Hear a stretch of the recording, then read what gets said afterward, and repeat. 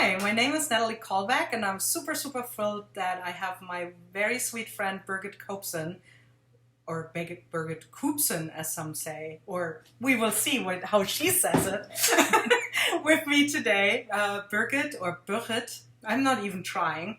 She's in the Netherlands, and we have known each other for many years. We have visited each other a couple times, and it's always a pleasure to see her, but she's also an absolutely amazing artist, and I love her work. It's very colorful. She will tell you a little bit about her artwork herself. Right now, as we're doing the interview, she's actually running one of her gel printing challenges, which a lot of you might know, and it's just amazing. All the amazing ideas. She's very good with techniques too.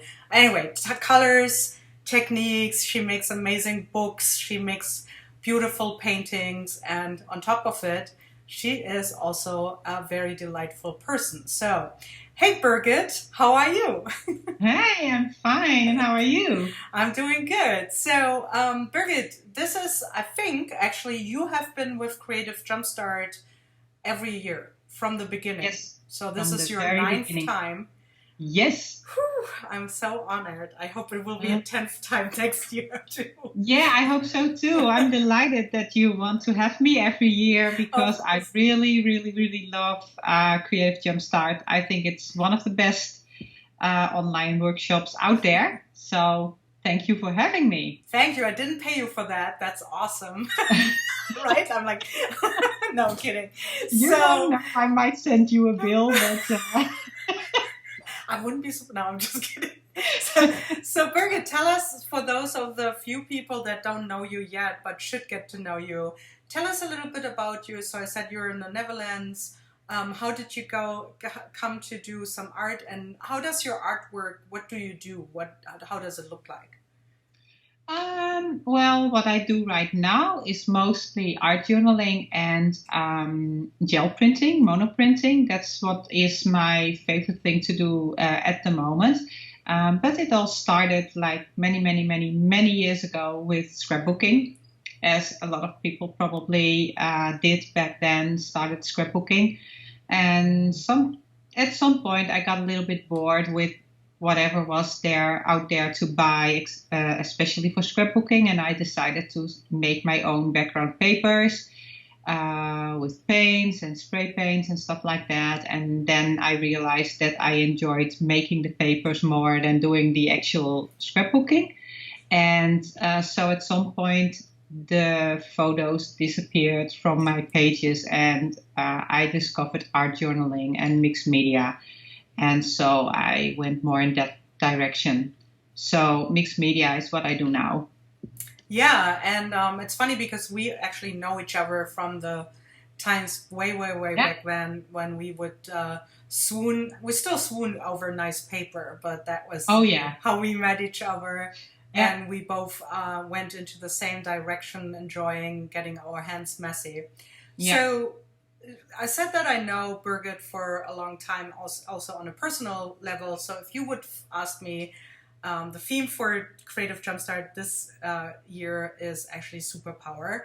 For those of you who don't know yet, Creative Jumpstart is a month-long online workshop consistent of 31 artists, and every day one of the artists has their day, and their 10-minute video gets posted to a certain theme that I sent out earlier, and to jumpstart your creativity. And the theme for 2020, God, so we are still in 19, so I'm getting confused, but for 2020 is actually superpower, your artistic superpower. And of course, I have an idea of what I think your superpower is, but I think sometimes it's hard to, maybe you know, or maybe you had to think about it. But what is your artistic superpower, Birgit? I think that would be color. And tell us, I mean, I know why, because like when you look at Birgit's work, and Birgit is going to hopefully send me a couple maybe pieces of her work so that I can blend them into this video. But so it's really amazing how colorful and bright your work is. So how does that, is that something that always came naturally to you to just like You were like, yeah, yeah. Yeah, I think so, because the funny thing is that at some point when I was on a design team many years ago, and we had to do a blog post about color theory, and I was like, oh, that's a long time ago that I had that in school, and I had to look it up on the internet, all the stuff about the color wheel and everything, and I had to pick some of my projects for the blog post, and I went around in my studio and I was like, oh, I can pick that one and that one and that one. And oh, basically I can pick all of them because they kind of fitted into the rules. Even though I never thought that I was creating anything that there were rules applied to them. Right? So yeah, in that matter, I guess it comes naturally. But for me, it's just I choose colors I like together. It's just I love those colors and I love to combine them in the way I do, and it's not something that I learned or that I think about. It just happens. But it's the thing that people always tell me. What they recognize my work from or what they like about my work is 99% of the time is color. Yeah, it's very bright and at the same time very crisp. I don't know how to describe it, but it's not like a lot of blending of colors. It's like you have very crisp areas of colors and they are very bright. I don't think I mean, I'm sure you do sometimes, but I wouldn't now like to think of you as a pastel or muted color. It's like, it's very bright, but very tasteful and beautiful. So that is exactly the artistic superpower that I would have picked for you, of course, too. But if it's not your artistic superpower, if it's your everyday life superpower, what is that? My everyday life superpower. I think positivity. Being positive. Always see the bright side. Always see that there will be better times. Or I don't know. I think I'm a very positive person. Yeah, I can attest that. But I think that's also what reflects in my work with the bright colors and everything. It's just who I am. It's positive. It's sunny. I don't know. So if you have sometimes like a not so good day, I mean, like I know you're very positive and you're usually very happy, but we all have like a day where we don't feel that well. Do you then see that reflects in your color choice or in the way how you work? Could you pinpoint something and say, I wasn't in a very good mood there, actually? No, I think I would. It would make me happy to use bright colors and get positive about that, and then feel more happy in every way. So it's not that my negative mind would take negative colors or darker or boring colors or whatever. I would pick the same colors, and that would lift me up. I think that's what I think, yeah. So when I look at you today, you're wearing more like gray, right? What's your color scheme that you usually wear? Like, is it reflecting what you do in art, or are you more? No, not really. Funny enough is when you open my closet, I would say maybe 70% is black, black or gray. Or dark green. I do have some colors, but not the most. No. It's funny, right? Yeah, it is. You travel all over the world and you teach, and also not only for teaching, you also travel a lot for fun. Sometimes you were just actually teaching in Australia, and then you traveled around with your family in Australia. How does traveling inspire your art, and how do you collect that inspiration as you go? Like, do you have an art journal? Do you make notes, or is it the photos? How do you collect the inspiration that you get on your deliveries? I make photos. I tried many years to bring an art journal on vacation or on my travels and work in them, and I never do. At the first years, I brought like big suitcases, and they got smaller and smaller and smaller, and then I was just a little bit bag with some pens and a notebook, but for some reason I just can't find the time, or I just don't feel like doing it when I'm on vacation, and I think that's part of that is probably that this is how, no matter how fun it is a job. Exactly. And it's not a hobby anymore. I still very much enjoy doing it, and I'm very happy that I can do this for a living, but it is a job. So when I'm not working, I'm not doing that anymore, like art journaling on the road or anything like that. I try sometimes, and maybe when I'm alone and I have to spend an evening in my hotel room on my own, I might actually do a little bit of art journaling, but not like regularly. And so photos is for me the best way to collect whatever inspires me, and that can go from a tile on the floor to beautiful artwork on a wall, like street art, or I don't have to go to a museum or whatever to get inspiration. I can find it on the street. And it will maybe not so much really influence my daily artwork, but more the designs that I do for my stamps and stuff like that. Yeah, I think that we are very similar in that approach, that a lot of the things that I see while I travel kind of like mirror themselves, or even at my daily life in their designs. But I guess in a way you like come from a certain, so when you came back from Australia, is there something that you all of a sudden like, are you using a certain color more because you saw it there, or you wouldn't be able to pinpoint that? No, I wouldn't. No, I'm very specific in the colors that I like, and Australia is a beautiful country, but it's not that it really inspired me for color or anything. I got a little bit inspired by the Aboriginal art, but that is so specific, and that has so much meaning. Every mark they make means something that I would not dare just using random marks or figures or patterns that they use in my art, because I wouldn't know what they mean and I might offend people, or exactly. So I would not even try using that. But yeah, there could be countries that are very colorful or use very nice pattern, or like when I was in India last year, and they had used all the gold, the embroidery, like gold embroidery on top of the very colorful fabric they have.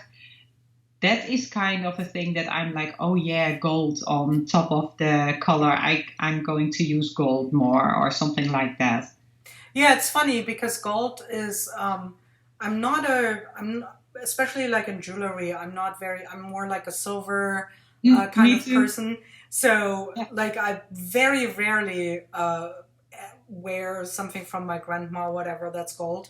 And also in my colors, I very rarely pick it, but once in a while it falls into my hands, and then you use it with some, like, I love when you use it sometimes with like teal and brown, and you're like, oh my God, this looks so beautiful. So then you get a little like gold infusion. Or with magenta or something like that. Yeah. You did some very, very beautiful stencils when you came back from, stencils and stems, I believe, when you came back from India with the company that we work with, Carabal, and their mandalas mostly. They are so gorgeous, right? Thank you. Yeah, I love them a lot. Yeah. So we know that you teach a lot, and I can say that Birgit is an amazing teacher. Trust me. And we have taught also workshops together.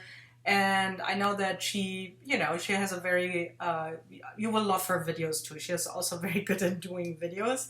But is there something that you find that you learn actually from students, or that you have learned from students, whether it be a technique or a certain approach to something, or do you sometimes learn something from your students and like as a comeback when you teach? Absolutely. I always tell my students I learn something in every single workshop that I teach, because there are so many people who have so many ideas, and a lot of times when I teach something, there is somebody who says like, oh, I always do this, or have you ever tried that? And I'm like, why didn't I think of that? Yeah, I learn something every time, but I think the most important thing I learned from my students is to relax. Because the first couple of times that I was teaching, I was like,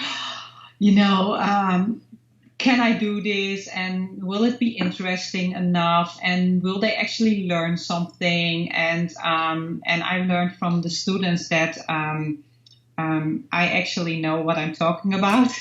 And where I sometimes doubt that I do, they learned me that I do know what I talk about, and that sometimes I want to make it too difficult. That I think it's not interesting enough if I do the simple stuff. But a lot of times the simple stuff is like the aha moment where you're like, oh, yeah, that's how it works. And I don't have to stress out, and I don't have to make it too difficult. And that workshops are not only to learn something, but also very like a social thing, right? That people really like to come together with like-minded people and do what they love for a whole day. And when they actually also learn something, that's a bonus, kind of. Right. For some people, that is. They just go to a workshop to have fun, and I really like it if I can give them a day with fun and laughter, and also learn a little bit. So. Yeah, I learned to relax more. I think it was in the beginning when I was teaching someone, because it would be weird if someone would just jump into teaching without being nervous. Of course you are, and I still feel sometimes if it's a new location or a new country, I still feel a little bit nervous, because especially new country. Yes, you never know. Like you always have this feeling you don't know will they get my humor and my way of if it's also a different language.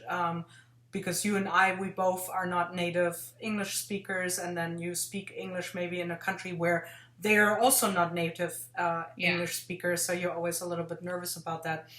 But once in the beginning when I was teaching, someone said to me, most people are kind, and most students, all students, they want you to succeed. Like they don't want to go in a class and think, oh, she's gonna blow this. So thinking about that you don't go in a hostile, you actually go in a very happy environment, and that people they want you to fare well and feel comfortable, actually. That made me feel more relaxed about that too, and think, I don't have to fear the people. Absolutely. Right. And also that there are nice people everywhere in the world. Yes. It doesn't matter where you go, there are nice people everywhere. And I think that's just great that that you actually can get along with people wherever in the world they are, and that there is something like what we are doing that connects us somehow. Yes. And I think that's great. It makes it makes you hopeful. Like we have certain weird times in our history coming over and over, and you're like, oh, I don't know if how are we gonna fare together? But then when you do something like we do, and you get around, and you might meet people that are and have different opinions or beliefs or different cultures or whatever, but you see that that doesn't matter in that moment when you all are doing something creative. And I think that's also one of my favorite parts of this, and also Creative Jumpstart, because we always have people from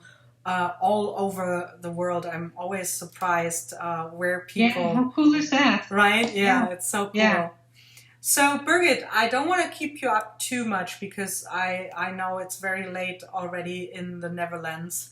Well, it's 6 hours time difference, as some of you might know. So I'm glad that you came, and I cannot wait to...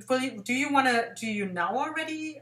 We are early in the time where we are recording this video before the deadline. So do you already have an idea what you're going to do? Will you tease us a little bit? Well, I can say that it will involve some color. Some layering, probably. And it might also have some monoprinting in it. Nice. Might. It's very cool. Check out Birgit. Birgit, where can they find you on social media? I think the best place to follow me is on Instagram. That's my personal favorite platform. So that's where I post everything I do. And I sometimes link automatically to Facebook, but Facebook is really not my... I don't really like Facebook, so I only go in there when I really have to. So yeah, Instagram, just my name, Birgit Koopsen. And that's how you pronounce it.